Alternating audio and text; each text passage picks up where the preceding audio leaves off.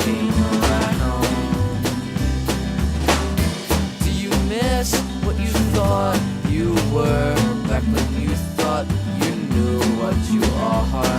Alex G is easily my favorite singer-songwriter of all time. He just projects such strong feelings through his music that I've developed such a love for in the last few years. Many artists make me feel how Alex G does, but what separates him from the rest is his sheer consistency. 9 albums with over 100 songs, and I don't even think there's a single bad track. I'd go as far to say that there isn't even a single mediocre song in that 100 or so collection of songs. This man just truly has such a way with not only songwriting, but also just crafting these unique and intriguing sounds. A prime example of this is his 6th album, Beach Music. This album has this really odd atmosphere where it's eerie but at the same time comforting to me. Tracks like Ready and Bright Boy perfectly capture this contradiction. Alex explains this sound in a 2014 interview. There's a lot of songs I write where I try to make it really traditional sounding or something, with this kind of dissonant undertone, so the listener knows that I'm aware that it's a traditional song, and there's this sort of underlying uneasiness. In this video, I'm going to go through and analyze every single one of Alex G's albums, from his 2010 debut Race to his latest release in 2022, God Save the Animals, discussing the lyrics of many tracks and dissecting the sound of each album. Also, I'm aware that Alex G has an even more expansive discography beyond this, with plenty of EPs and a million unreleased songs on top of that. And much of that music matters to me just as much as some tracks on the albums, but I'm just gonna stick to albums for now for the sake of time. But I might do a video on unreleased Alex G music in the future. You're walking on hard coals now, you thought, 'cause you're a joke, yeah, you're a hoax, and now I found you out. Alex G's debut album Race is full of lyrically brief tracks littered with many dark themes such as isolation and abuse. The writing also displays a layer of nostalgic immaturity, with most tracks recalling adolescence. The childlike feeling on this album is partially the result of playful instrumentals, providing this pleasant upbeat feeling. For example, on Nah, the guitar melody kind of follows the vocals and it gives this playful, almost sing-along kind of atmosphere to the song.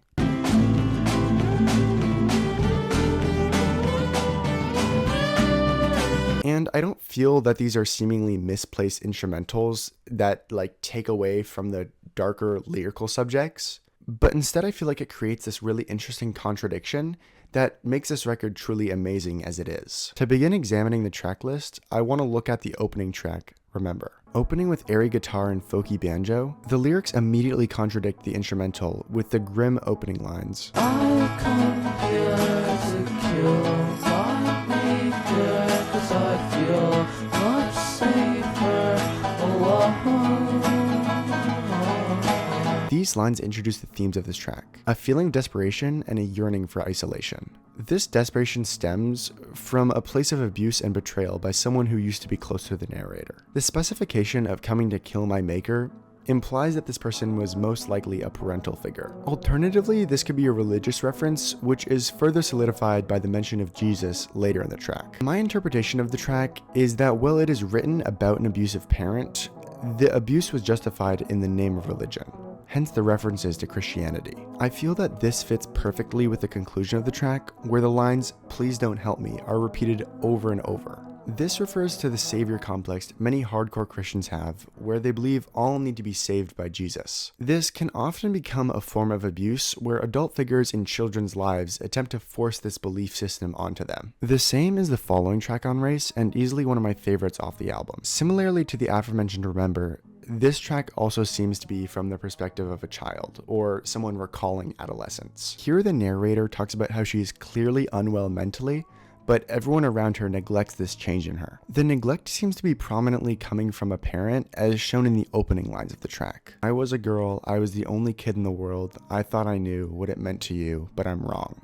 The narrator expresses that she had this expectation that her parents would unconditionally care for her, always be there for her when she ran into problems. But now she's at a low point and they're not there for her, completely ignoring that there is anything wrong with their child. The song goes on to further express this feeling of isolation. Everyone goes along with their lives, but the narrator is stuck alone in her own misery. Later, it's revealed that the narrator is viewed highly by others, told she is beautiful by everyone.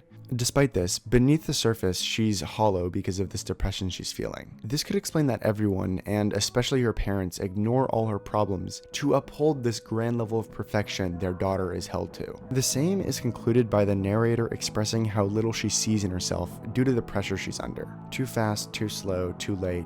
You're never gonna make it, you're never gonna make it. A common interpretation I've seen of this track is one of the trans-masculine perspective, which I think fits perfectly. There are tons of references to disdain for femininity, and the narrator's outside presentation not matching how they feel on the inside. It's actually insane how perfectly these lyrics fit into the trans experience, though it was almost definitely not meant to be written about it.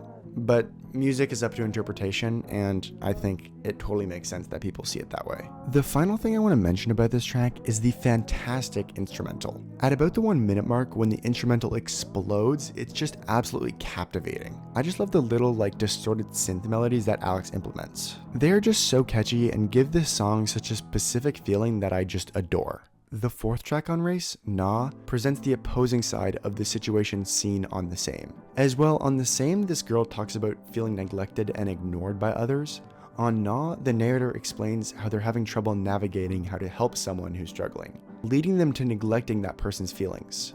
Both of these tracks also have this aforementioned childlike feeling to them, presenting these experiences as sort of coming of age moments. Nah begins with the narrator finding someone crying by themselves. The narrator then expresses how he has trouble sympathizing with the person as he's personally doing just fine. From here, the narrator expresses his fear of helping this person, worrying they will drag him down with them, fearing this person's issues as some sort of evil, comparing them to the devil by referencing the devil's numbers. He claims he will not fall into the trap of helping this person. Then, the narrator affirms the person that he will not reveal their struggles and that the person truly has nothing wrong, neglecting the issue rather than attempting to face it. The narrator closes the track attempting to rationalize his actions, claiming that because he's not this person's loved one, it's out of his hands to even try to help. Crab is the 7th track on Race, and I remember this one really sticking out to me on a first listen. I think it had to do with its higher energy than any other track on the album, paired with this interesting distorted piano throughout. Crab talks about attempting to rekindle a relationship between two people due to a mutual feeling of despair. The track opens with a narrator admitting his own sadness. Do you miss me, you sad lady? 'Cause I'm really feeling down. From here, the narrator asks this woman, who used to be in his life, to come back around. He knows she's feeling a similar form of dependency. From here, the narrator elaborates on the feeling this woman is having, explaining how she feels she's lost her sense of self, not even knowing what's wrong with herself anymore. Using the example of how she doesn't connect to the music she used to love. She used to use it to cope with her problems, but now she isn't even sure what to be sad about. The narrator then shifts the subject matter back to himself, showing desperation to be a part of this woman's life again, simply to feel like he has some sort of purpose greater than his individual needs. After this, the narrator begins talking about childhood experiences, such as having an eating disorder, watching his favorite band break up, and lastly hating this woman at the age of 10. I interpret this last line as kind of revealing that this woman is his mother. This can connect pretty strongly to the aforementioned lines. Where you are, I don't care, I just wanna be a part of something. These lines are not just about wanting a greater purpose, but about wanting a sense of family. In conclusion, this track details the mutual sadness felt between a son and a mother who lost touch with each other. Continuing the narrative, the following track, Go Away, is very brief, with majority of the lyrics being the lines,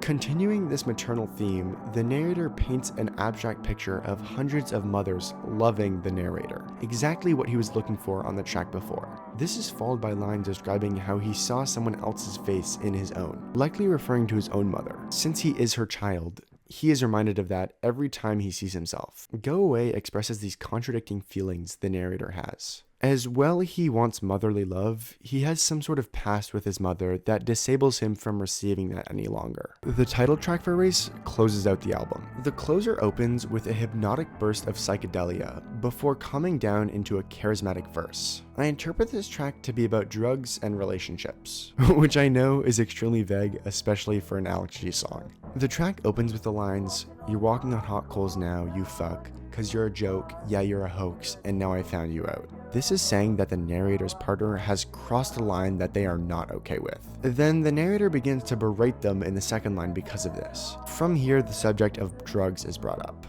The narrator criticizes the person for their drug use, claiming it to be stupid to waste your head by putting yourself in a sedated state for the sake of happiness. The next lines explain that this person could keep doing these drugs, giving them this content with their life and relationship. But this makes them not truly present in their relationship and not really be there for the narrator. The narrator closes this verse by reminding their partner that the euphoria drugs bring them is temporary, and once they're sober hours later, they'll be empty and alone again. The second half of the title track continue to present the negative effects drugs are having on this person, with the narrator saying they don't even recognize their partner anymore. They recall a time their partner had a bad high, where they were nonsensically talking about how they were scared. The narrator goes on to claim that their partner still isn't taking their drug problem out on them, so they see no reason to leave. Despite the narrator staying, they express their disdain towards the habit. I initially didn't care for Alex G's debut at all, honestly seeing it as his worst album. But as I have come back to it over and over, the unique charm of Race has grown on me significantly. On top of that, really digging into this album's lyrical meanings has given me even more of an appreciation for the record. Alex G is unbelievably capable of writing these lyrically brief tracks that still pack a very hard punch emotionally. Would you stop hitting so hard, hitting so hard? I feel like Winner is Alex G's forgotten release. This is almost entirely due to it not being on streaming services. Despite this easily being Alex G's least talked about album, it is in my opinion still of quality. Similar to his debut record, Winner is also full of lyrically brief tracks. Yet also like his debut album, they can have a huge emotional weight. Though it's pretty obvious all his early releases pull from Elliott Smith, on this album it's extremely prevalent. Alex speaks about this influence in a 2017 interview with Stereogum. Interviewer: "It seems impossible to read a thing about Alex G without a mention of Elliott Smith. Everybody does it, but I get it. Because when I was first starting out, I was teaching myself how to record shit, and I listened to Elliott Smith, cause I knew he was home recording everything too. So I would just do what he was doing. Play, double check everything, double check your voice, and I would sing like him too, cause I figured that's how you make it sound good. I mean, it goes without saying that I liked his music a lot too, so I totally get why I'm compared to him, because I just ripped off his shit. That's his method." The first track I want to look into is Hitting So Hard, which has grown to be one of my favorite Alex G songs of all time. This song is very clearly about the pattern that is generational trauma. Hitting So Hard begins with the narrator speaking about how they're hit by their abuser. Since they're hit, their body heats up as blood flow increases to tend to the injuries. The narrator then reveals this feeling of self-hate. Normally they feel a need to hurt themselves, but since their abuser is so cruel to them, they no longer feel the need to inflict pain on themselves. In the refrain, the narrator begs their abuser to not stop hitting them, but only to not hit them as hard, still believing that they deserve to be hurt. The second half of the track displays the narrator's actions, where they become the abuser. The narrator starts hurting people weaker than them to cope with being on the receiving end of the same. This pattern is vividly presented with the narrator explaining how they broke their hand while hitting someone, but it hadn't changed anything, and they just did the same the next time they got upset. The victim to the narrator's abuse is begging them to stop, just like the narrator had earlier in the track. But this just further motivates the narrator, as inflicting pain on others is their only way of coping. To close out the track, the aforementioned refrain is then adjusted to fit a reflective tone, where the narrator faces the fact that they've become what ruined their life. Another track on Winner I adore is Math. This track feels very reminiscent of Alex G's previous album, Race. This is due to the song being written from the perspective of a child, like most tracks on Race. Math tells the story of a self-destructive and violent child. The song opens by establishing the childish attitude the character of this song portrays, talking about his fort and how no girls are allowed in. The song then takes a gruesome shift with the lines, "Blood makes my brain start to hurt, and I know it, baby." These lines are repeated over and over, really haunting the listener. This exposes that the boy is well aware how much his actions cause hurt, yet he continues with his behavior. The boy goes on to recall a time he had truly hurt someone, explaining that he couldn't find any verbal way to display his anger, so he just relentlessly beat upon them. The following lines reveal that this boy doesn't face repercussions for his actions, as no one believes the victims he hurts for whatever reason, leaving him with no sense of responsibility. The childish theme of not taking responsibility is continued, laying out an instance where the boy pushed the blame onto another kid. Closing the track, the boy talks about a time he had wanted to jump from the railings of what was likely a bridge, but that time he couldn't bring himself to do it. This instance of him attempting to inflict harm on himself rather than others provides reason to why he is the way he is, and to why all bullies are the way they are most of the time. He's not emotionless or a psychopath or anything of that manner. He just has so much hate and anger towards himself due to an abusive household or something along the lines of that leads him to direct it outwards. He's not evil or anything like that, but just a product of his own environment, like everybody is. The next track I'd like to talk about is easily the most popular on the record,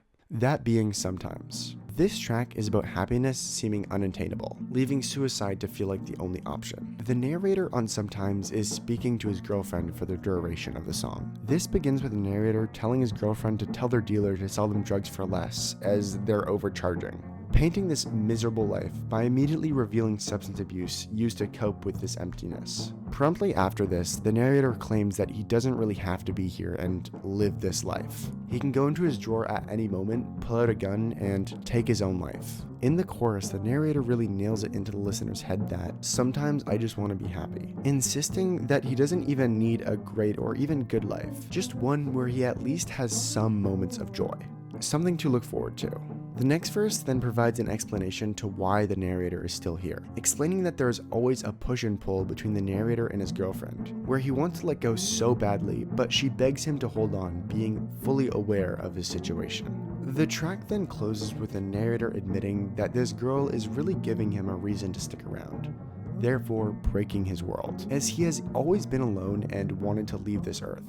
But this girl, even if slightly, has changed that for him. The closing repetition of Sometimes I Just Want to Be Happy, following this verse, leads this song to end on a much more hopeful note, pleading to this girl to help him find some sense of happiness. Those are all the tracks I really want to look at off of Winner. This is a pretty brief section, but honestly most of these songs are very short, so I don't think they're worth spending too much time on. This is also, in my opinion, Alex G's weakest project. It is by no means bad, it just, in relativity to his other projects, really just does not stand out in any way to me. Bobby drives all alone to the park by the creek, and he meets up with Rules is Alex G's third record and what used to be my least favorite project of his. But I honestly have no idea why I used to think this, as everything on here hits really hard, from the infectious track Master to the serene and lyrically beautiful New.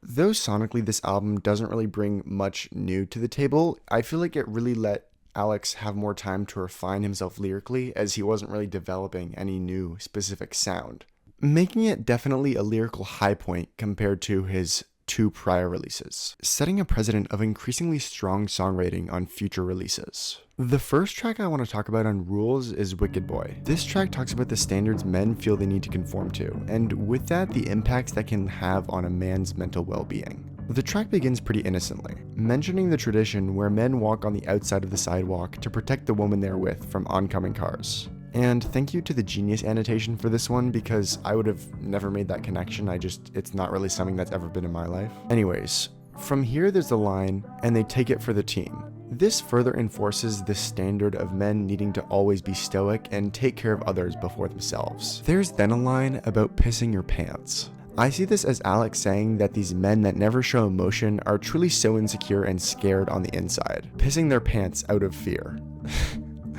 Alternatively, this is Alex alluding towards how men can have this breaking point where everything comes out at once, using the analogy of pissing your pants to paint this picture. The track then goes on to have a more vivid display of toxic masculinity. saying how real men hide their emotions around others, never showing them on the outside. These men can be in as poor of a state as contemplating suicide, yet they rationalize in their head that they are truly fine and do not need to seek help from others. The song is closed by the haunting repetition of the line, "Wicked boy," over and over. Miz is a heartbreaking track where the narrator attempts to rationalize his relationship slowly falling apart. The track opens with a narrator trying to brush off that his partner doesn't want to see him like she used to, trying to convince himself that everything's fine.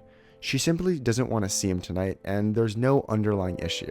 It's emphasized that the narrator's partner doesn't want to see him at all in the following lines. My favorite part of the song has to be the two lines, I said I miss you so.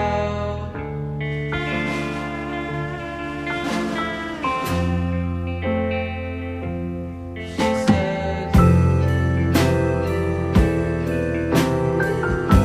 It paints this heartbreaking picture of this relationship becoming one-sided, leaving the narrator stranded in his loneliness. The instrumental that follows the partner's silence, being so beautiful, definitely adds to how hard this hits me. In the second half of the track, the narrator accepts that his partner no longer wants to be with him, but rejects the fact that he is still in love with her. He then goes on to explain that he's a painter and he uses it as an outlet for his sorrows. But this relationship he has with painting doesn't seem to be the greatest either, with the final line being, "Twist my arm till I make a sound," revealing that he feels that he needs suffering in his life to be able to create. This obviously leads him to inflict suffering onto himself. The track is closed with a reiteration of the aforementioned silence of his partner. The final track I'd like to talk about from Rules is New. This song tells the story of two characters, Jan and Bobby. New opens with Bobby buying drugs from Jan in the park, setting the theme of this track, drugs. The narrative then follows Jan, explaining how she woke up in her sleep due to a voice in her dream. This voice is facing the situation for what it is. Bobby is taking these drugs to feel new, as he has a loss of understanding of who he is, shown with the first line, "Who are you?" Jan has the sense to know that selling drugs to Bobby is wrong. In fact, it haunts her. But for whatever reason, she continues doing so. Confronting Bobby about this remains in her dreams. The narrator shines light on the effects these drugs are having on Bobby, talking about how Bobby inflicts harm on himself, presumably due to guilt for substance abuse, punishing himself. This harsh, toxic pattern is then realized with Bobby getting high after he hurts himself. It's then revealed that Jan is more than Bobby's dealer, and they're actually friends. So with this, Jan feels horribly guilty to be fueling Bobby's misery, leading to her being sheepish around him. The track is then closed with a reiteration of the voices in Jan's dream. This is as far as I want to get into Rules. I'm really glad I dug into this album for this video, as it has some truly great Alex G tracks that I hadn't recognized as so until now. Like New, for example, has to be in my top 10 Alex G tracks, for it's not only catchy writing, but also for the vivid storytelling.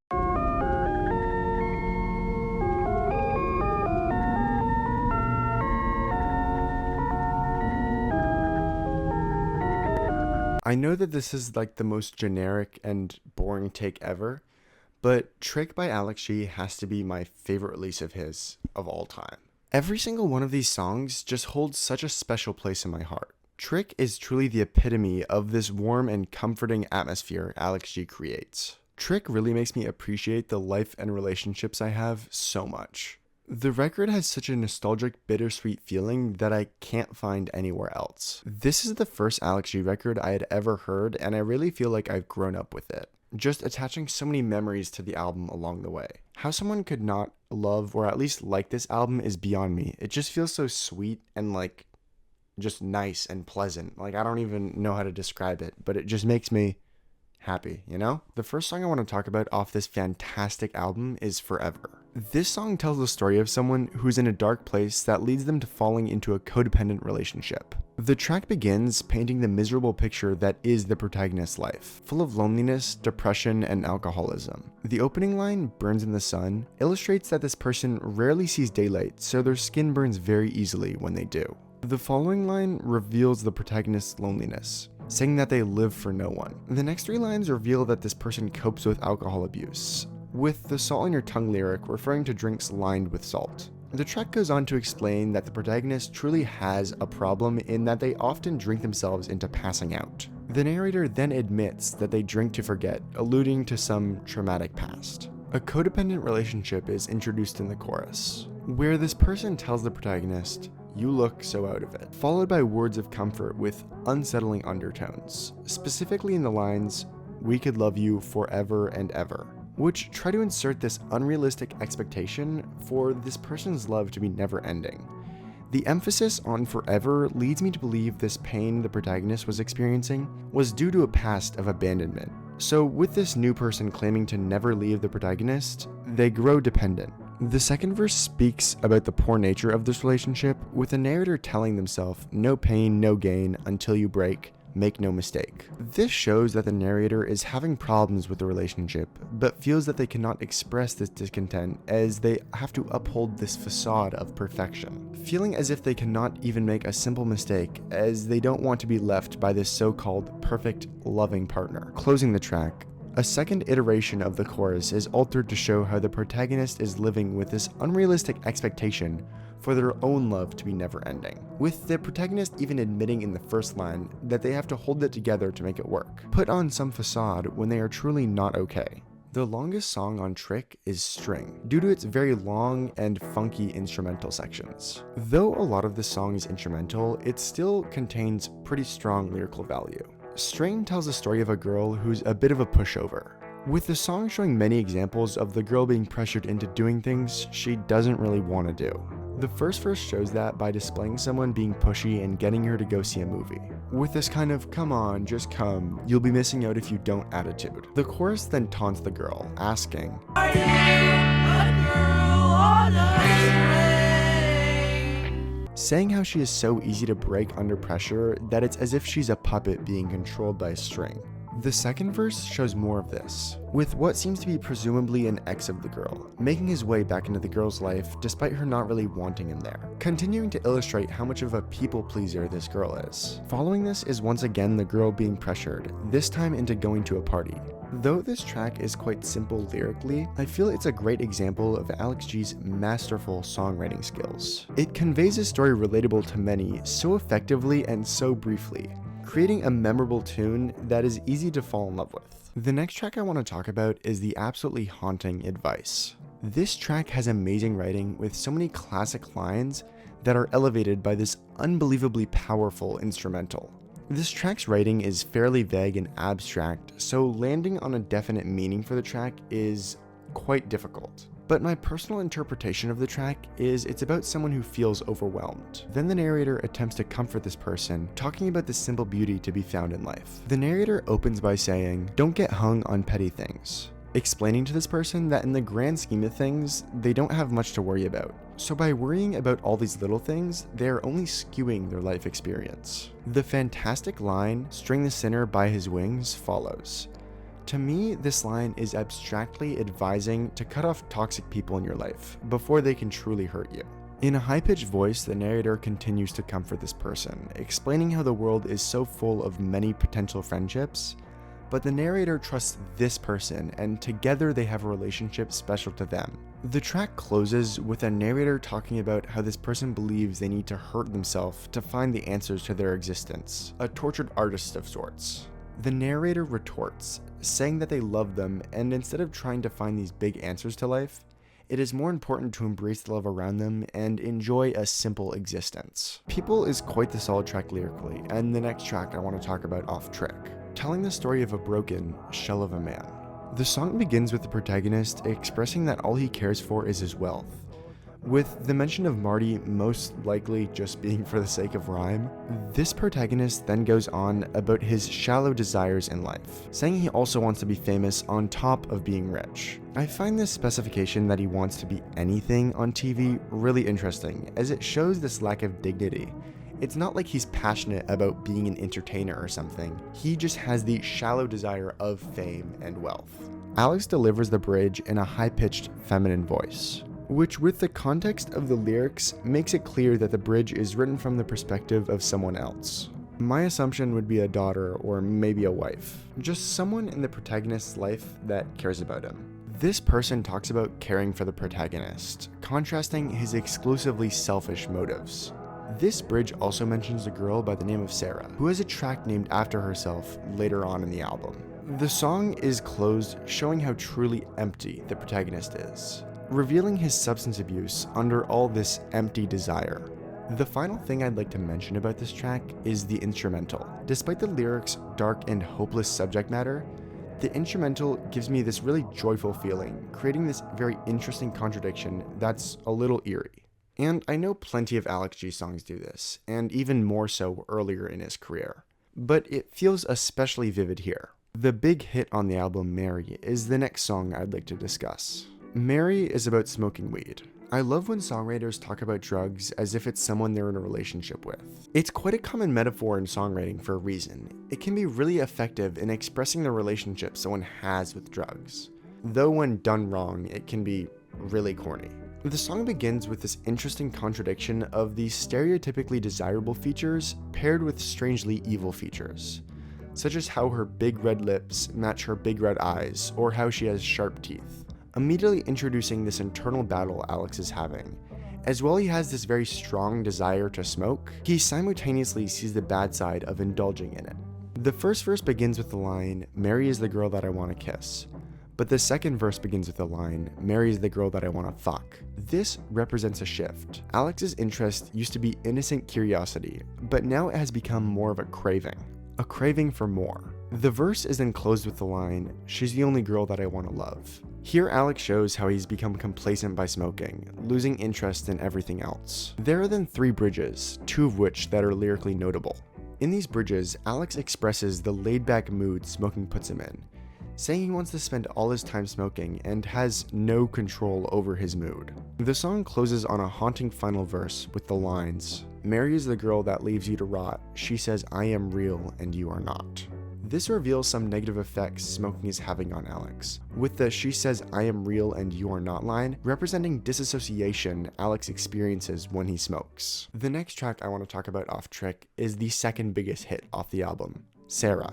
Unlike the aforementioned Mary, this song is actually about a girl. The protagonist on this track describes the poor relationship he has developed with Sarah due to the insecurity he has in his own person. The song begins with painting the character that is Sarah, explaining her to be a person with healthy habits, talking about how she runs as a way to pull herself together when she's struggling. But then Sarah allowed the protagonist into her life, resulting in the lowly protagonist bringing her down with him. This began with the protagonist demeaning her hobby of running, telling her it's stupid that she even bothers running if she's never going to accomplish anything feasible with it. In the next section, the protagonist shows a glimpse of kindness, saying he can't be what Sarah deserves. He then goes on to talk about how Sarah is so perfect that it's like she's from a dream, like she belongs in his dreams, far out of his reach. But he does really have her, a girl he doesn't truly deserve. He proves this by continuously dragging Sarah down throughout the song. This creates quite the situation, where he knows he's not good enough for her. Despite this, he stays with her, not being able to resist a life with a girl so perfect. The protagonist goes on to shamefully admit he constantly lets down Sarah to drag her down to his level, desiring this life where he'll trap Sarah in his misery. They'll both wallow in sadness, going around resenting others' happiness. The protagonist begins gloating about this life he has created for himself. Sarah treats him as if when he does wrong, he doesn't understand that he's done wrong, like a dog, so she always forgives. The protagonist goes on to explain that he truly now thinks he's in the right for his actions. And when we mess around, I'll let her know the truth I found in my own hopeless hate. Revealing that once he has brought Sarah down to his miserable level, he'll tell Sarah all about this life of hate that he believes to be the greatest possible existence. Contradicting this, the protagonist closes the track admitting that every day he wakes up wondering if what he's doing is truly wrong. The final song I want to look at from Alex G's 2012 album is Change. Expectedly, Change talks about how the narrator doesn't like change. More specifically, the narrator is having trouble moving past adolescence. The track begins with the narrator making small talk with someone, talking about a show they went to the night before. Strangely, the narrator then confesses to this person that they were in their dream. The narrator then begins to recount the events of the fairly normal dream. They were driving down a street when all of a sudden the person asks the narrator to stop the car and leave. The narrator then all of a sudden exits the dream and recalls when the person overdosed, telling the person they didn't mind being there for them when they were struggling, being their crutch. This devastating reveal completely recontextualizes the song. Before, it was an innocent song about missing the days of adolescence, but now it's clear that this person doesn't want to move on because their friend can't move on with them. Confessing that, it's not the same. The song ends heartbreakingly with the repetition of the line, "I don't like how things change."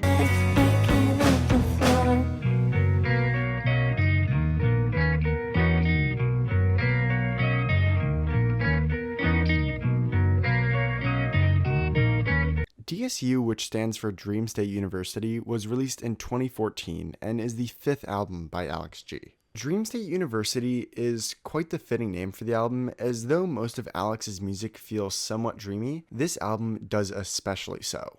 With this abstract and dreamlike atmosphere, the writing on this album tends to be very vague and abstract. Though this abstract writing style is commonly heard on the album, there are also many tracks that do tell a story. One of those being Harvey. Harvey is narrated by this happy-go-lucky character whose old friend Harvey is struggling to grapple with adulthood. The song begins with a narrator expressing this extremely positive attitude, talking about along with his own success, he wishes to bring all his loved ones up with him. In the next section, the narrator playfully talks about Harvey, the narrator's old friend, illustrating Harvey's immaturity, portraying him as if he's a dog or a child, being dependent on someone else to take care of him. From here, the contrast between the two childhood friends is further emphasized, with the narrator expressing how eager he is to succeed in life, while simultaneously showing concern for how Harvey still doesn't have an understanding of adult life. The final section steps a bit outside of the very bright and cheery perspective the narrator had earlier in the song. Here he claims that Harvey wakes up in the night and the narrator is always there to comfort him, ending the track showing that there's more to Harvey's immaturity than just ignorance of where he should be in life. Skipper is the next track I want to talk about from DSU, and this is an utterly beautiful track. Though the lyrics are solid, I'm mainly referring to the instrumental when I'm talking about the beauty of this. These guitars are just soothing, and I love the way they slowly fade in, filling your ears wonderfully. Then later in the track, there's these female vocals that are so eerily beautiful. Anyways, for the lyrics on Skipper. This track talks about this character Dave. Dave is portrayed on this track as a carefree university student, always skipping class and getting high. The narrator of this track seems to be Dave's internal monologue, questioning his life choices. This can be further seen with Dave asking himself, is it worth your time? Wondering if he should really try to apply himself instead of simply having a good time doing jack shit. The concluding line of the track has to be easily my favorite. That line being, "Do you eat the rind?" Using the metaphor of a watermelon, this wonderfully encapsulates the life Dave lives. He lives a life of exclusively pleasure and highs, never facing any struggle, never eating the rind. A life of exclusive pleasure can become extremely dull, having no lows or even mediums to contrast how good things are. This leads Dave to chase the next cheap high he can accomplish, which is probably what led him to drugs in the first place. An interesting idea I had seen proposed on Genius was that track 8, 9, and 10 of DSU were a trilogy of sorts thematically. So I'm going to go through these 3 tracks, analyzing the lyrics as if it's a continuous narrative between the 3 songs. The primary subject matter of these 3 tracks is the narrator struggling with substance abuse. The first track of the trilogy is Sorry. Sorry begins with a narrator talking about doing drugs as a way to forget about some person from his past, referring to his drugs as his cure, as that's the only way he's found an escape from his past haunting him. The second verse reveals that this person the narrator wants to forget about isn't actually from his past, and is still in the narrator's life today. It is then unveiled why the narrator wants to forget about this person. It's because the narrator had hurt them, presumably a result of his substance abuse. I really love the aforementioned lines, "I look at you and feel the same," as it really shows how inescapable this guilt is for the narrator. No matter how much he tries to drown it out with drugs, simply seeing the face of this person immediately brings it all back. The third and final verse repeats aforementioned lines, except with the addition of the 2 lines, "Pariah Kid, lost in the game." To me, these lines are not referring to the person the narrator hurt, but instead the narrator himself. With pariah meaning outcast, these lines give a bit of background to what has brought the narrator to the point where he feels he's really fucked up and hurt someone he cares about. He was an outcast and felt very lost with himself. This led him to substance abuse that led to shitty behavior towards people that he loves. With the conclusion of Sorry, we enter the second track of this so-called trilogy, Promise. Promise is a lyrically brief track, but the lines that are there have quite a bit to offer. This track depicts a narrator buying drugs, all framed around the fact he promised his girlfriend he was going to get clean. This is possibly what the narrator feels so guilty about on Sorry. He keeps promising his girlfriend he'll get clean because he loves and cares about her, but whatever he does, he can't bring himself to change. The track begins with the narrator apologizing for falling through with getting clean, saying that ship sailed in the yard, where he had first attempted to sneak around his girlfriend and pick up drugs. But as seen in the very first line, he was caught. Now we enter the final track of this trilogy, Icehead, which is the most abstractly written song out of the three and is paired with this very eerie psychedelic instrumental. All of these elements alluding to the fact that the narrator has gotten high once again. The track opens with the lines, "Bird got caught in a wire, don't fly." The narrator is stuck in his life with his substance abuse. The following line is, "Bad man can't grow a hole, all right." This references the phrase, digging yourself deeper, explaining that the narrator has put himself in such a bad position that he can't dig himself deeper. He's hit rock bottom. The rest of this track continues to go on about the shit life the narrator has made for himself, talking about snorting meth and having a bad high. These three tracks really do tell a heartbreaking story, where the narrator really does want to change for his girlfriend, so much so that the guilt of not getting sober haunts him on the daily. But it's just so hard for him to get clean, and he continues the cycle of letting himself and his girlfriend down. His girlfriend, who had presumably left him by the final track, Icehead.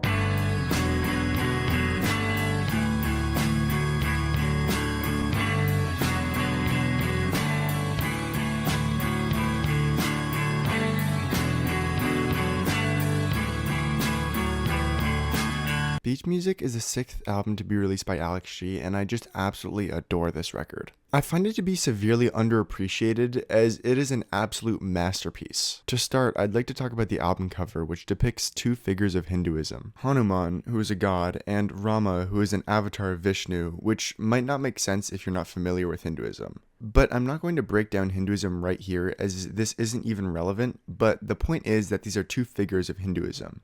In this painting, they're hugging each other under this rainbow with the title Beach Music written at the top. It's just such an abstract but strangely comforting image to me. Two powerful figures in Hinduism just hugging each other. It's so odd but kind of nice, which very well encapsulates how I feel about this album. Alex speaks about the atmosphere of this album in a 2015 interview with Nylon. "I think the theme is isolation, not like an overarching theme, but I think that's the feeling someone might get from listening to the album." The first track I want to talk about is the mellow song Thorns. Backed by thin guitar strums and a soothing organ, the narrator talks about a poor relationship they're stuck in. The narrator begins by confessing that it feels like their partner is a shadow, holding a constant dark presence in their life. From here, the narrator explains how they ended up in this situation. While their partner was lost, the narrator had it all figured out. This led to the partner forming dependence on the narrator. The narrator tries to help their partner heal. In these lines, a thorn is in place of a razor. The narrator tries to help them figure out what brings them to this dark place, but they can never seem to help. Their partner always goes back to the thorn. The narrator continues to express how they feel trapped in their relationship, as if the two have become one, puppets of each other. I especially love the part of a whole line. It implies that since this relationship has become so dependent, they are not whole people without each other. They cannot function without each other. The track is closed with the line, "Where will they find me?" which I interpret as the narrator being shameful for what they've become, falling to a similar state to the one they tried to pull their partner out of. Kicker is the next track I'd like to talk about. This track has such a groove to it that I just love so much. On top of that, its writing is really vivid with a really intriguing sentiment. To me, Kicker seems to be about this character who had been pushed around his whole life, been on the sidelines. But this track talks about this character finally standing on his two legs, granting himself some sovereignty. The track begins with the line, "White bird in a black cloud." This line begins to illustrate the protagonist, explaining him to be a good person but just caught up in a bad situation, hence the contradiction of a white bird in a black cloud. The aforementioned lack of initiative is talked about in the next line. "You flap, eyes rolled back." Continuing the metaphor of the protagonist being a bird, he is illustrated as a mindless zombie of sorts. He flies through this dark cloud with his eyes rolled back, completely ignorant to his own situation. That is until change is ignited in the protagonist due to an experience where he overdosed and barely survived. The protagonist begins to make change for himself, once again using the bird metaphor, this time explaining how he's escaped the black cloud into light. The next line, "Pull the trigger, love at first bite," has to be my favorite off the track. As well, Alex G writes lots of songs about suicidal thoughts and depression. In this context, pulling the trigger has a positive connotation. As this line refers to the phrase "bite the bullet," the protagonist has finally taken steps to make his life his own, and he falls in love with this newfound freedom. The rest of this verse continues the narrative of the protagonist truly putting himself out there. That is until the final line of the verse, twitching out the corner of your eye. This is obviously expressing how the protagonist is crying, presumably facing rejection or failure for the first time after putting himself out there. This leads to the protagonist completely shutting down in the second verse. He goes back to his black cloud. He has second thoughts about going back, as being in that environment is now worse than ever for him. He fantasizes about a greater life, only to immediately shut himself down. Closing the track with saddening lines, "What's the word, right, I forgot, quiet is the closest thing we got." Lookout is a lyrically brief track and to me serves as a prelude to the following track on the album, Bright Boy. This track is absolutely haunting with a really dreamy instrumental that fuses this ambience with glitchy drums and high-pitched vocals from Alex. On the lyrical end of things, this track has like a total of 5 unique lines, but nonetheless delivers quite the clear message. Lookout is about a character who has trouble expressing that he's struggling. Explaining this by saying how he tells his friends to be there for another person, but he truly means that he wants his friends to be there for him. The narrator closes the track saying, "I don't really care what you do about that. I don't really mind what you do about that," further masking his true feelings even after he revealed them to someone. In my personal interpretation, Bright Boy serves as a continuation to the narrative scene on Lookout. On Bright Boy, it's revealed that the protagonist of Lookout has a girlfriend, and this track is written from her perspective. She refers to him as Bright Boy. The narrator opens the track comforting Bright Boy over a charming instrumental. She displays her love for him by expressing how she wants to get married and spend her life with him. The narrator goes on to illustrate the sadness within Bright Boy. There's then the lines, "Waiting by the water, sun is setting on the sea." The narrator is feeling a sense of urgency to get through to the Bright Boy, as she's worried his despair will bring him to an end too soon. The track is closed inconclusively, with the narrator begging for Bright Boy to accept her love and live a life with her. Ready is my favorite song from this album, and according to a 2015 interview with Nylon, is Alex's least favorite. I have a least favorite track, track 10. It's called Ready. I think it's track 10. I just like that one the least. I adore this track mostly for the instrumental. The way the guitar fills your ears paired with some sort of synthesizer is just absolute perfection. On Ready, the narrator speaks to a friend of theirs who they know is struggling even though she won't say it directly. The track begins with the beautiful lines, "On your street, in your pause between sentences, I can tell what's hanging around." These lines are given further context when seen with the following line, alluding to a knife in her drawer. This reveals that this friend is dealing with suicidal ideation. The narrator notices that their friend has been acting off, and can guess why. The remainder of this section continues to express the contemplation that haunts this girl's entire life. In the next section, the narrator recalls instances where their friend displayed this indifference of sorts to life, always being very unsure about everything. I love this section not only for the lyrics, but I'd say even more so for the instrumental, where the song comes to a halt every time the protagonist responds. Well, do you have it tonight? I don't know. I can't find it. That little drum roll with the neow just absolutely hypnotizes me. Additionally, I feel this instrumental choice can be applied narratively, with the pause emphasizing this feeling of underlying awkwardness between the narrator and the friend, where every time their friend displays this unsureness, the narrator knows what's going on, and she knows the narrator knows. Nonetheless, neither will say anything about it. The narrator begins to feel somewhat conflicted about this situation, first getting frustrated with their friend, blaming the weight of the situation on her, but then cools down, recalling how much they care about her and how much she's done for them. This situation is really beginning to eat away at the narrator, with them admitting to losing sleep over the knowledge of their friend's suicidal state. Contradicting themselves, the section is closed with the lines, "You could stay or maybe you'll leave, doesn't make a difference to me." This is the narrator's poor attempt to cope with the situation, trying to convince themselves they don't care what happens to their friend. The track concludes with the refrain, "She came right through me." The narrator finally comes to fully accept that they do truly care what happens to their friend. The closing track to Beach Music is also the longest, that being Snot. This song is written quite differently from most Alex G songs, as typically Alex writes the narrative from the perspective of someone who's directly involved with the situation.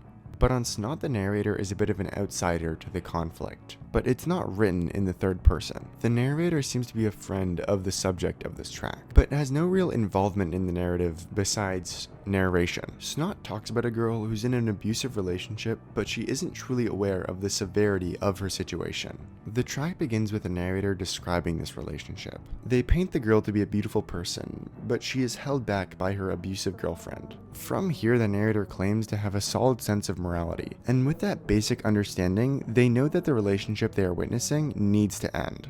In the second section, the narrator expresses how this girl's boyfriend changed her. Before the abusive relationship started eating away at her, she was a different person.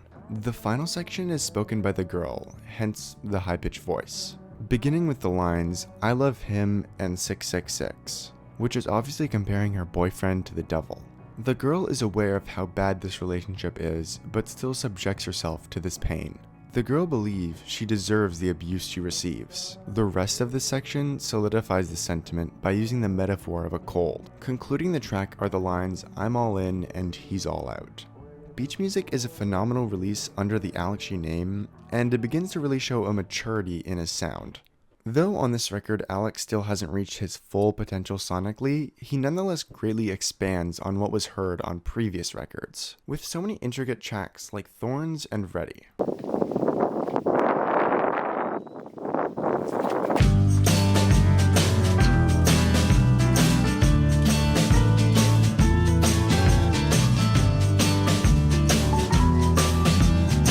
The 2017 Alex G album Rocket is what feels like the beginning of a new chapter in the career of Alex G. For all his releases Rocket and onward, he takes a much more folk-oriented direction. While earlier in his career he did have some folky tracks, like his debut Race had quite a few folky tracks, on Rocket he really goes full twang. Just listen to something like Proud, it really sounds like something Adrienne Lanker would sing. I'm so proud of you and everything that you do. Along with this new folk/country direction, the sound of these next three records get a lot more dynamic, with these vast sonic landscapes that I just get lost in. Alex explains this change in a Bandcamp interview from 2017. "I was just tired of doing the same thing. When I would record previous albums, there'd be a method to it. I'd be like, this song needs drums, that needs guitar, that needs this. I think those same sounds and that same feel are starting to get old." Like I talked about the cover for Beach Music, I'd also like to talk about the cover for this album. It seems quite straightforward, just a goat in a field. But when you really look at the cover, it does have these dark and eerie undertones. The way that shade of green is slightly off-putting, for example. I feel this embodies the album perfectly, as well A Goat in a Field is a pretty expected cover for a folk album. These dark undertones greatly represent how dark and eerie this album can be at times. So, in this cover you can really see either side of it. When you listen to an upbeat track like Proud, the cover can feel pretty innocent and charming, but when you listen to a track like Horse, which is just so unsettling, the cover looks a lot darker to me. A fantastic representation of this intriguing contradiction is a comparison of the two instrumental tracks on Rocket.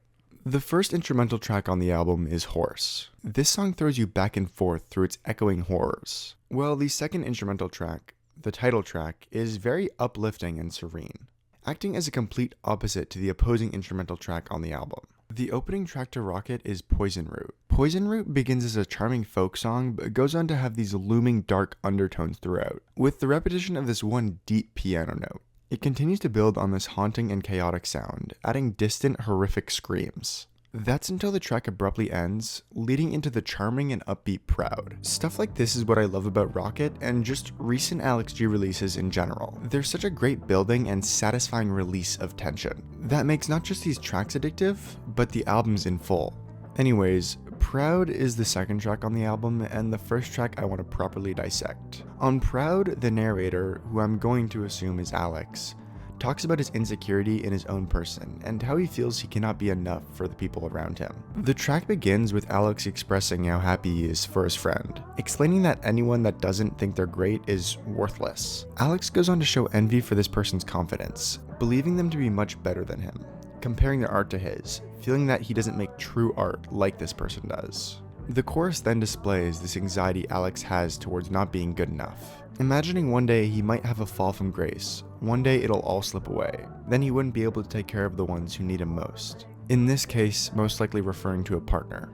Like the first verse, the second is also Alex speaking about his envy of another person, presumably a different person from the first. Here, Alex wishes he could maintain a facade like this person does, believing it would lead him to more success in life. Instead, he lives life with rocks in his shoes, having a mental crutch at all times, preventing him from reaching as great of a life as this person has.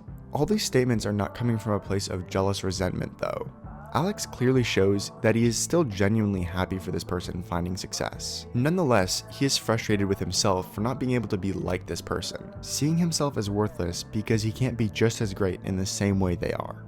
A slightly different iteration of the chorus closes out this track, with the final line saying, "If I fuck up," instead of "if I sink." This represents how much stress this topic is putting on Alex. He feels he's one wrong step away from losing it all. The following track on Rocket is County. This track is recalling a story someone had told him from their time in county jail, hence the song name County. The song begins with this person telling Alex how he was locked up for what he claims to be nothing. He proceeds to tell a story about this quiet kid who he'd met in prison. It's promptly revealed that this kid had started spitting up blood and died. The person telling the story goes on to explain that he had swallowed multiple bags of heroin to hide it from the cops. The heroin suddenly got into his system, leading him to overdose and die. Suddenly, Alex breaks the fourth wall, revealing that someone told Alex the story, and he hadn't fabricated it for the song.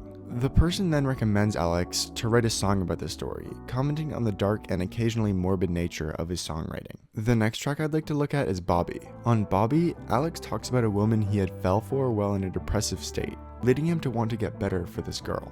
You may remember from the rules section of this video, Bobby is a character used by Alex much earlier in his career, specifically on the track New. On New, Bobby is a depressed drug addict. 5 years later, on the track titled Bobby, the character takes more of a figurative form. Rather than being a real character with a story, here he is the personification of depression. The first verse describes the nature of Bobby and Alex's relationship, explaining how Bobby is always in his head thinking about Alex, meaning that this depressive part of Alex's mind is constantly overthinking about his past, getting mad at himself for past decisions. The second half of this verse illustrates the cold and unforgiving mental state that is depression, explaining Bobby's hands to be cold and his breath smoky. Alex then, in a hopeful manner, claims that he would leave Bobby for this woman he met. He would climb his way out of this depression for her. In the second verse, Alex reminisces about when he first met this woman. He opens saying, "Do you forget when we first met?" hoping she doesn't resent him for their past, as the first interaction the two had wasn't the greatest, explaining that she grabbed Alex's hand, but then he tore her dress, metaphorically explaining that Alex had hurt this woman. Alex has very strong feelings towards her no matter his actions, but his depressive state led him to make stupid mistakes, hurting this girl that he was in love with. In the second chorus, Alex says he'll clean the mess he initially made of their relationship. The third and final verse of Bobby is by far my favorite. In this verse, Alex describes his feelings by coloring his heart. He claims his heart to be full of sadness and despair, painting it as purple as blue until descending into pure darkness. But he then instantly retracts the statement. He says that it isn't truly all this darkness in his heart, but instead this woman he so deeply cares for. The final iteration of the chorus shows this sentiment of self-sacrifice. Alex will do anything for this woman, even set fire to all his possessions. Alex's most abrasive song to date has to be the 7th track on Rocket, Brick. This song seems to draw inspiration from hardcore punk and noise music. The harsh and abrasive nature of this track is a great example of the aforementioned building of tension and satisfying release, as following this track is the soft Sport Star. Then for the lyrical end of Brick. Brick is quite lyrically brief, just repeating a pre-chorus and a chorus over and over again throughout the song. Alex expresses much frustration in these lines, illustrating this betrayal he's experiencing with someone close to him. This person constantly lies and goes behind Alex's back. In the pre-chorus, Alex taunts this person, repeating the line, Though this track only has 4 unique lines, the delivery packs such a hard punch that it really holds so much value, at least in my mind. As I had mentioned before, following Brick is Sport Star. On Sportstar, Alex expresses a great desperation to be with a person using the metaphor of being on their sports team. This desperation doesn't necessarily have to be in a romantic sense, but rather someone Alex admires and wants to be around for that reason. The song begins quite innocently, with Alex saying that Sportstar can call on Alex at any time and he'll be there. But the following lines reveal the negatives of a relationship of this nature, showing that since Alex idolizes Sportstar to such a high degree, he is taken advantage of, saying he will descend into darkness if Sportstar requests. Alex considers the requests of Sportstar much more than his own needs. The remainder of this verse is filled with Alex begging to do anything to be around Sportstar, going as far as to say he would allow Sportstar to hurt him if it means he's allowed to stick around. The lines "I play how I want to play, I say what I want to say" are repeated over and over. This is being said by Sportstar. The second verse continues the narrative from Alex's perspective, further talking about how he'd let the Sportstar hit him. After this, there's the line, "You're scarred," revealing how truly horrible this relationship is. Sportstar themselves is a damaged individual, and they're now letting that out on Alex, who is complacent with this abuse due to how highly he views Sportstar. The track concludes with the lines, "I don't want to live long, just strong." This is Alex displaying that he not only accepts this abuse because of his admiration towards Sportstar, but because of his fundamental lack of self-worth. Track 11 of Rocket, Powerful Man, seems to be Alex facing themes of masculinity and trying to understand what position he has in his family. The track begins by explaining that a character named Davey got himself in trouble with the law again. This could be very well referring to Alex's brother Matthew David, who has various criminal charges, hence the idea of family on this track. But at the same time, I don't want to say that that is like factually the truth and what this song is about, because I don't make these videos to like skepticize about like these artists' lives. It's about the music, not them as a person in their personal life. And in my opinion, that is a very important line to draw. Anyways, from here, Alex expresses how much this troubles him, explaining how he lost his appetite after learning of this. Conflicted with himself, Alex tries to balance between his morals and loyalty for those close to him, explaining that though he knows Davey's in the wrong, it's hard for him to leave Davey behind because a brother is a brother and that is that. This introduces the theme of masculinity on this track, as brotherhood is a prominent aspect of masculinity for many. Alex speaks about his mother in the second verse, talking about how she's in a low place due to the state of her family, possibly referring back to Davey being in jail. Alex then recalls how there was a new baby in the family and they bit Alex's mother. Well, this truly upset Alex's mom. He found it funny. Using this scenario, Alex shifts to the topic of parenthood, thinking that it was silly that his mom cared so much about this baby biting her. But he had then thought that, to be fair, he hadn't ever raised a child. This idea is quickly disrupted by the foolish dismissal that he'd easily do a good job raising a kid. The final verse displays this fantasy of masculine heroism. Alex recalls a dream that contains these overblown ideas of masculinity. He walks around with a big gun, then finds a woman who loves him unconditionally. This nearly comical image is continued with Alex talking about this fearlessness he has as a big man. This is all brought to a halt in the final two lines of the song. Alex drops this manly facade and reveals himself to be just as lost as anyone else. Tracks like this show how greatly Alex's writing has improved since his early career. Everything is so much more vivid and expansive than anything on Race or Winner. All three of the verses on here have separate topics, yet they all weave together beautifully into one big theme. Guilty is an amazingly charming track and the final song on Rocket. What I love about Guilty is its simple, playful delivery, sung by a mini choir. It's as if the listener is being taunted. On Guilty, the narrator confronts someone who's in fear of people finding out about their past, asking this person questions like, have you done something wrong? Do you think you're better off alone? Are you hiding? Have you hidden what you used to be? All these questions lead to a concluding statement. Has the question become darker than the answer? This explains that this person should not live their life in fear, so enveloped in their own worries. The question of what they used to be scares them more than what they truly were. I just adore that line. Has the question become darker than the answer? It's such a perfect way to conclude such a fantastic album. Such reflective and thoughtful writing. As I've said for basically every album I've talked about so far, By creating this analysis of Rocket, I have a newfound appreciation for this album. It has beautifully contradicting sounds with some of Alex's best songwriting to date. Tracks like Proud and Powerful Man are just truly next level.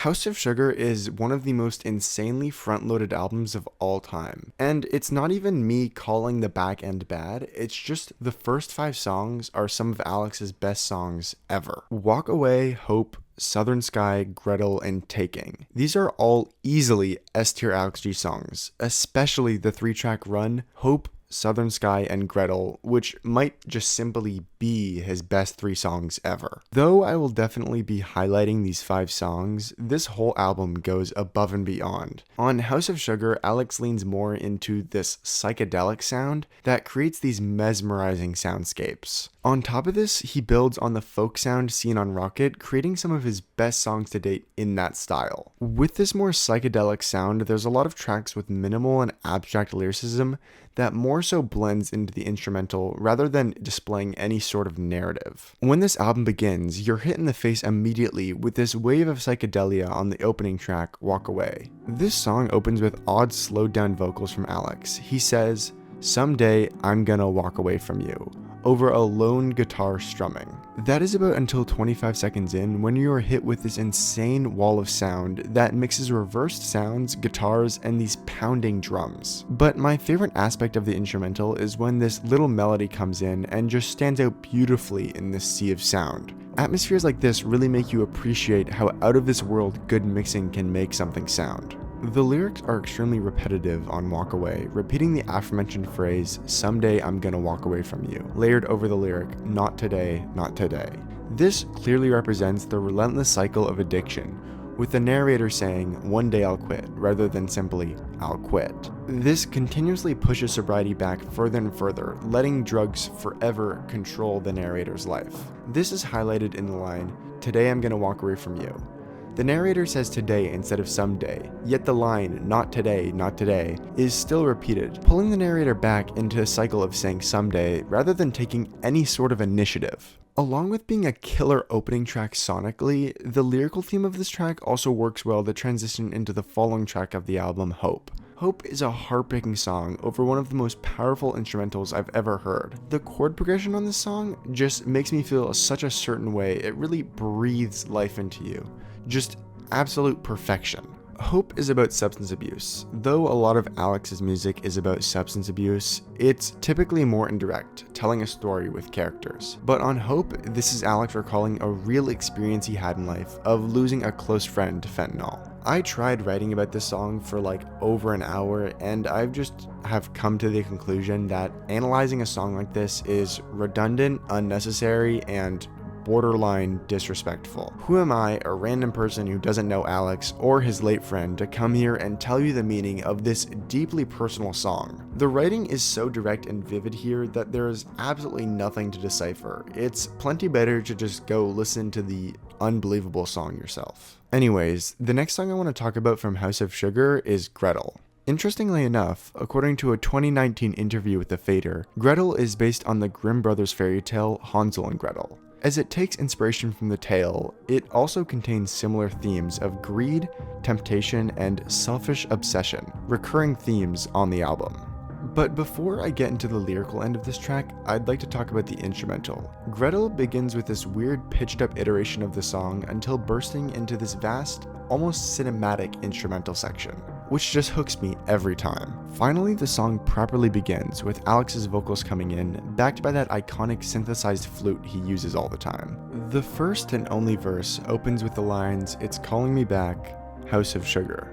The House of Sugar represents something the narrator desires, yet knows is bad for them, referring back to Hansel and Gretel, where the witch tries to cook the siblings alive by luring them into a house made of candy. These opening lines seem to be one of the siblings thinking of returning to this house of sugar for the pleasure of candy, despite the knowledge that death is certain. The following lines solidify this interpretation, with the narrator asking, "Did they bury me here?" This line is the narrator questioning, is it really worth it to return to this place, this habit, being well aware of the consequences. A childlike fear is expressed in the narrator in the final 2 lines of the verse, being at a loss to help themselves, childishly begging their father to come and save them in this hopeless state. In the chorus, the narrator seems to be on the path of leaving the house of sugar behind, claiming that they don't even want to go back, and nothing will stop them from escaping these vicious temptations. This is immediately contradicted by the line, "I can see it right there, right in front of me," repeated over and over on the bridge. This presents this push and pull that addiction has on someone. The narrator thought that they'd had completely removed the house of sugar from their mind, yet here they are again staring it right in the face, struggling to fight the temptation to return. This place Alex has created, the house of sugar, truly has a double meaning. As well, Alex does admit it parallels the Hansel and Gretel fairy tale. It is simultaneously named after the Sugar House Casino, a casino in his hometown. Sugar House, or the House of Sugar, is an all-encompassing symbol of vicious temptation and greed. The next track I want to talk about is the playful Sugar. The placement of this track is really interesting to me, as it follows Bad Man. Bad Man is this odd fusion of glitchy electronic elements, this very prominent country twang, and Alex singing with this exaggerated southern accent. Then Sugar is this beast of a track that just sounds evil. Your ears are filled with this pounding piano that feels like it's perpetually collapsing in on itself, paired with nearly unintelligible vocals from Alex as his voice is masked behind these very odd filters. The lyrical end of this isn't nearly as dark as the instrumental. On Sugar, Alex tells a story of hopeless love, using the metaphor of a bird flying in the sky. The track opens with a chorus saying the lines, "You will be my bird all of my life, whirling in the air, speck in the sky." This is Alex expressing how out of reach this person is, way up in the sky. Nonetheless, every time he looks up, he sees this person. Alex can never be with this person, yet he is constantly reminded of them. Alex explains how this bird, this person, is relentlessly on his mind, day and night. But on the following line, an important piece of the story is revealed. It's not as if this person is out of reach in a physical sense, as if they had moved far away. It's truthfully in a social and emotional sense. Alex sees this person every day, yet he cannot be with them, most likely because they are with someone else. He sees this person fly and prosper in the sky while he is left with himself. The song is concluded with a second verse where Alex repeatedly begs, "Put me in the air, I want to be with you." But to no avail, as the song ends on that very line. This track plays perfectly into this theme of selfish temptation seen on the album. This person is happy and thriving with someone else, but Alex wants that for himself. He wishes he could grab this person out of the sky where they're living and being happy, so that they can simply just be with him. This is even illustrated in the title of the track, Sugar. This person is Alex's sugar, his relentless temptation.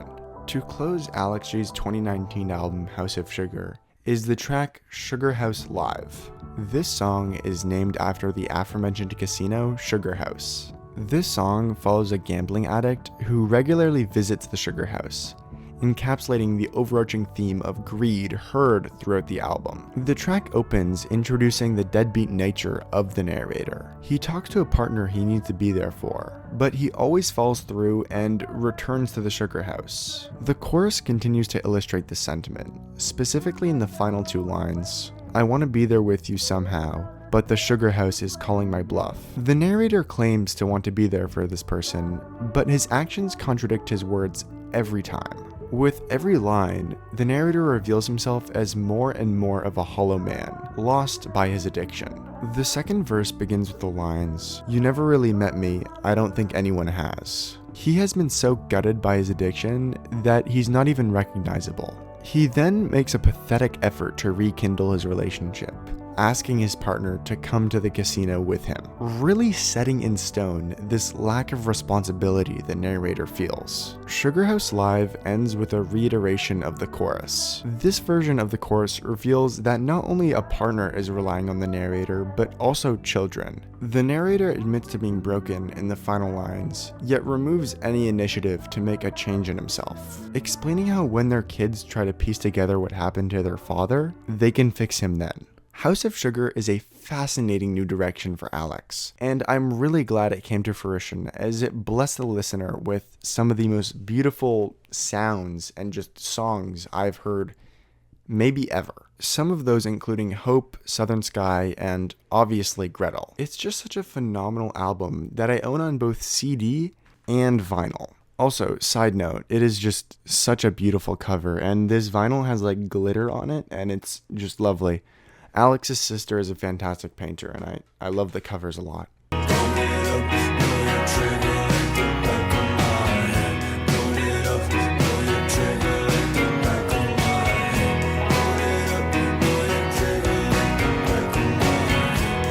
God Save the Animals is Alex's 9th and latest album. This album mostly distances itself from the psychedelia scene on House of Sugar, sounding much more like a classic folk album. Additionally, he implements more pop elements. With Alex sticking to a very familiar lane on God Save the Animals, it led to his songwriting being some of his best to date. Beautiful, charming instrumentals and engaging lyrics fill this album front to back. Some of my favorites off this record are S2S, Blessing, Miracles, and Runner. Looking at this album in contrast to the rest of his career is really interesting. Alex's sound has matured so much since his 2010 debut, Race. His songs tackle themes very differently from how he used to, and his instrumentation feels a lot more thoughtful and experimental than before. Though religious references are no stranger to the music of Alex G, on God Save the Animals there are definitely a lot more than usual. You can even just see this in the title, God Save the Animals. Alex explains this in a 2022 Pitchfork interview. Some of the lyrics refer back to faith or God. It's not a concept album,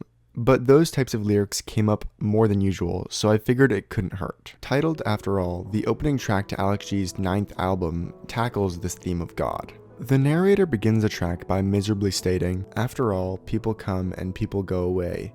Yeah, but God with me he stayed." As will be talked about as the track goes on, After All isn't about the comfort religion gives this person when they're in a bad spot. Instead, God represents this everlasting suffering this person feels. The choice of God to represent this pain may allude to some sort of religious trauma. The narrator's pain is further illustrated in the opening verse. Speaking of emotional suppression, explaining that it's difficult for them to find a place to express this hurt they feel. Assuming that this track is about religious trauma, this could be showing that the narrator's family/community is still extremely religious and they could be abandoned if they speak up about how they feel. Supporting lines follow, revealing that in reality, the narrator isn't alone in this pain, but everyone around them is also suppressing similar feelings. As the narrator tries to break down generations of trauma and abuse, everyone else continues to close themselves off further. After All closes on a somewhat hopeful note.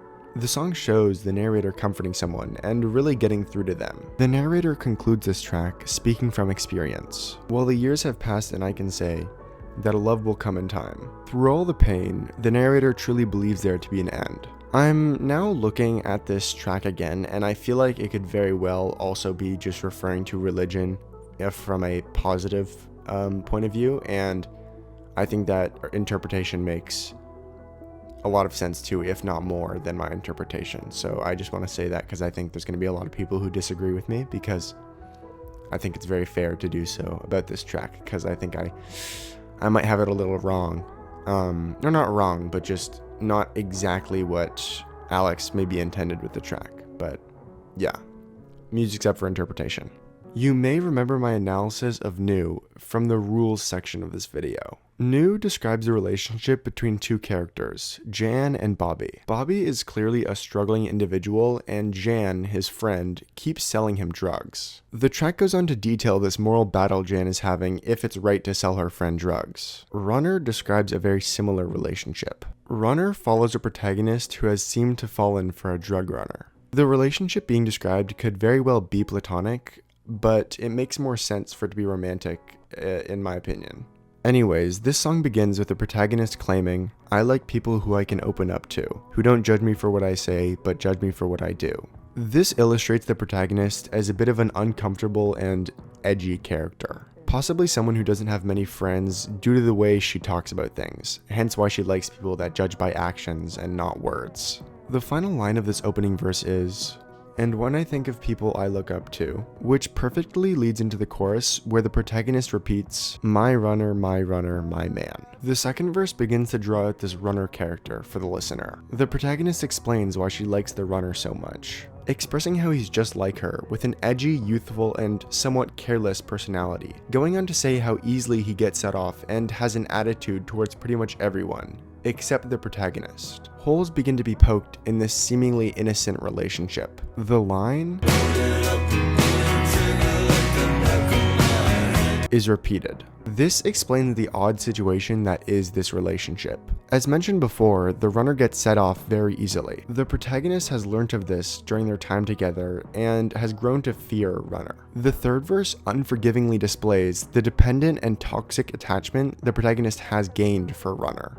Runner has done many truly bad things. As we all know, he is a drug dealer. But the protagonist disposes of her ethics stated at the beginning of the track, and instead sticks by the runner's side in fear of losing the only person she has. The track is closed with the line, "Loaded up, know your trigger like the back of my hand," hauntingly repeated. Runner tells a great story, but additionally, it's a fan favorite for Alex's great vocal performance. He really shows so much energy on this track that you usually don't see from him. He alternates vocal stylings plenty throughout the track, creating a super entertaining performance. The highlight of these vocals has to be at the end of the third verse, where he just screams at the top of his lungs.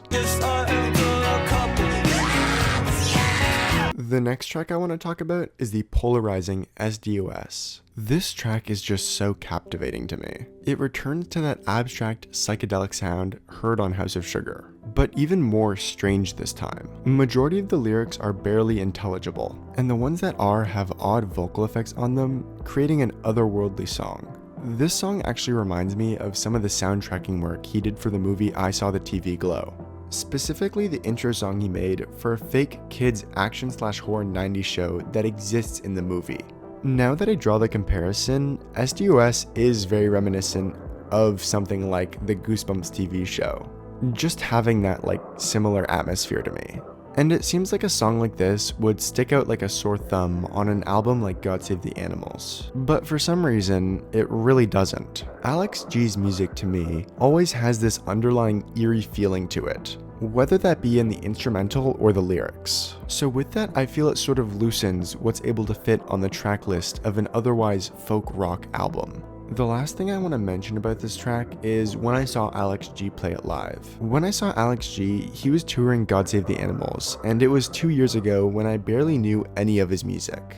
I bought the tickets day of because they were only $20 and my friends were going.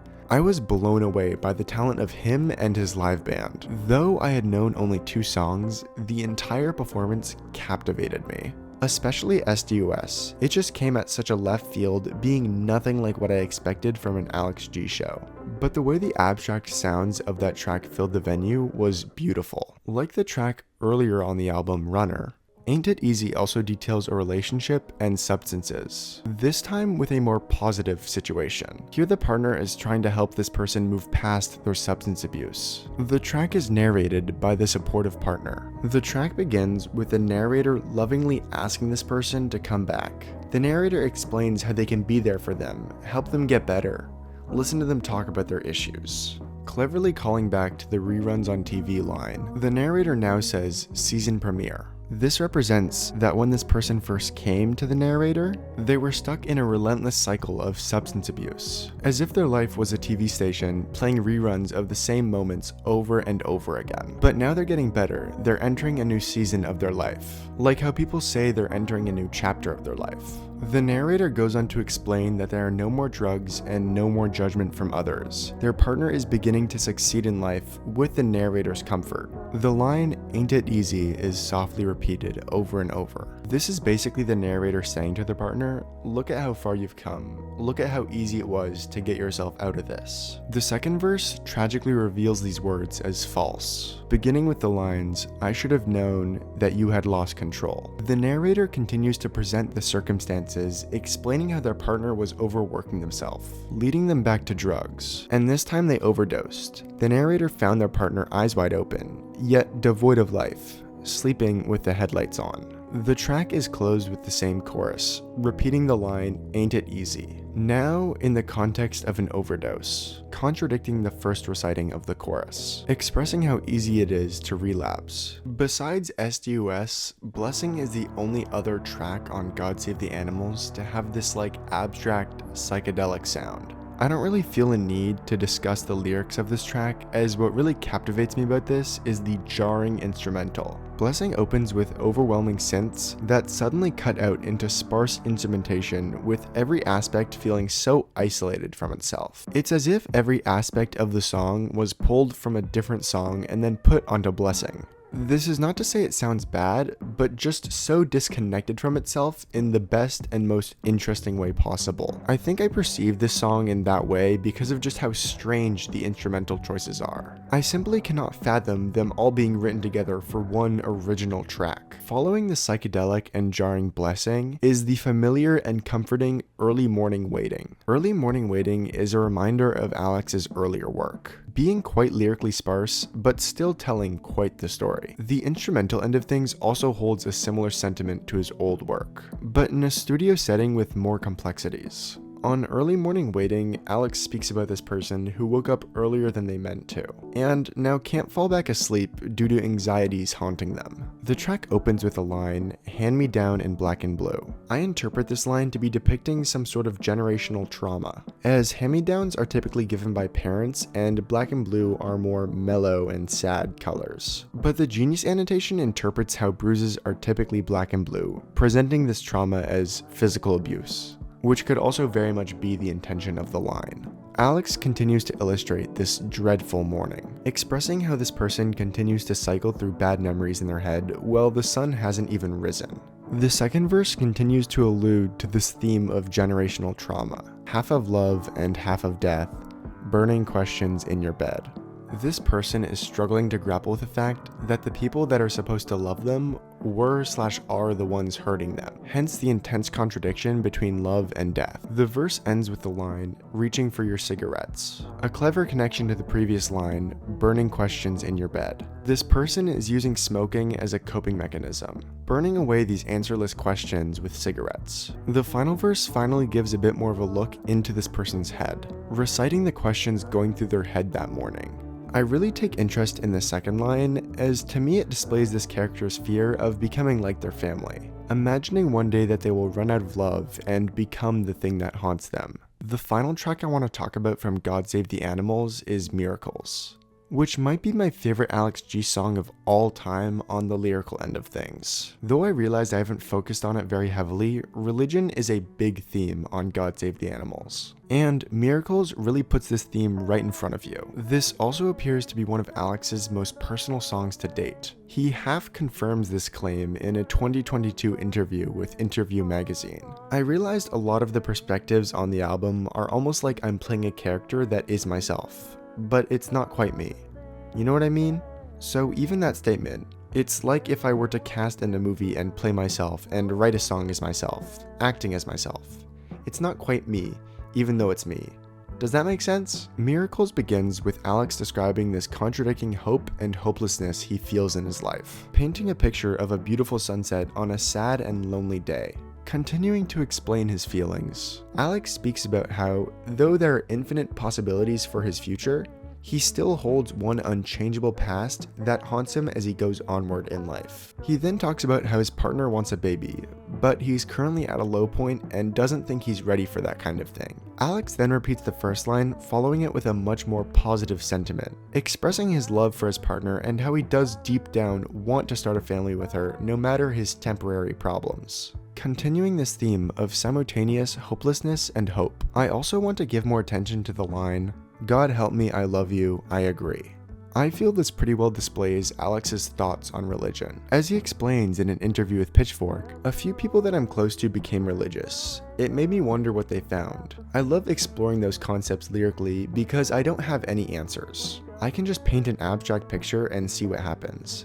I'm not great at talking about this stuff in a way that I would feel comfortable having a ton of people read. I didn't know what faith meant at the beginning of this writing process, and I still don't really know.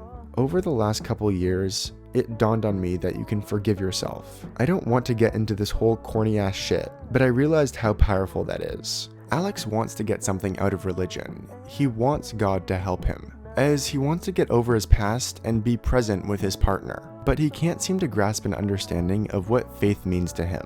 Despite all this, he's found a way to forgive himself, allowing him to lead a happier life. The song begins to lean more into themes of hope than despair, displaying a shift in Alex's mindset. In the first line, he realizes, after all, there's no way up from apathy. There's no point in staying apathetic. He needs to love and live in his life. A topic heavily mentioned in Alex's music is drugs. On the next line, he explains he's moving on from drugs and finding greater happiness in life. The chorus reveals this better pill is religion. With the earlier quote with Alex's thoughts on faith, this leads me to believe that religion more so symbolizes hope than literally faith in God. Like how he had talked about moving past drugs, he now faces the topic of when he is going to retire from music. Wondering how much longer he should put out songs for, how much longer he can put out songs for. The final verse puts this idea of facing your past front and center. Alex explains how his past holds him back from moving forward in life. He has not addressed these things from his past, leading them to never leaving him. Someone responds to this confession saying that they pray for him. This sort of mundane response, to me, sort of represents Alex's lack of understanding for religion. He comes to this person with his problems, and he receives a response that means absolutely nothing to him. Though Forgive is a great track, Miracles would have been the perfect closer to God Save the Animals. The track shows that though Alex is still grappling with many issues, he is moving forward in life and maturing. Additionally, this song really highlights the religious themes seen on this album, acting as a solid conclusion to that idea, really showing Alex's thoughts on all of it. God Save the Animals is another classic from Alex G. Rocket and House of Sugar felt very experimental. On God Save the Animals, Alex hones in all his skills developed on his previous two records and created, honestly, a perfect album. Though I doubt it will, I would be very okay with God Save the Animals concluding the career of Alex G.